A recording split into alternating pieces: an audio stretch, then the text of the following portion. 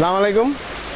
আমি আমিন Mohammad Musa, executive of mission 10।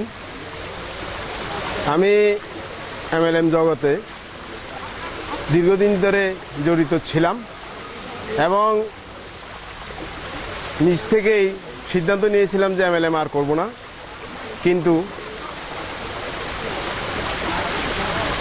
গুটি কয়েক এক্সিকিউটিভের অনুরোধ ক্রমে আমি এমএলএমের মধ্যে আবার ফেরত এসেছি, যার কারণ মিশন 10-এর যে মার্কেটিং প্ল্যান এবং মিশন 10-এর যে পরিকল্পনা সব কিছু যাচাই বাছাই করে দেখলাম যে এটা আসলে এমএলএম বলতে যা বোঝায় সত্যিকার অর্থেই সেই এমএলএমই তারা আরম্ভ করতে যাচ্ছে এবং আরম্ভ করেছে।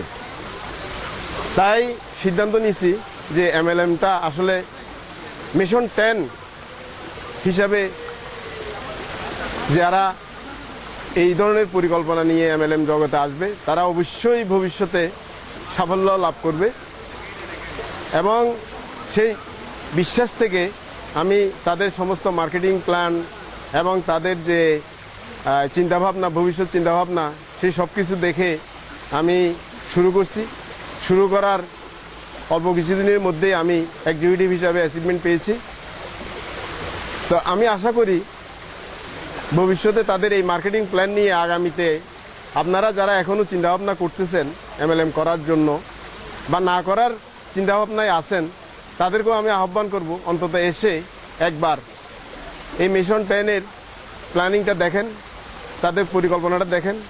যদি পরিকল্পনা ভালো লাগে তাহলে অবশ্যই এমএলএম শুরু করেন এবং শুরু করলে আমার দৃঢ় বিশ্বাস আপনারা অতীতে যা কিছু হারিয়েছেন আগামীতে তার চেয়ে অনেক বেশি অর্জন করতে পারবেন।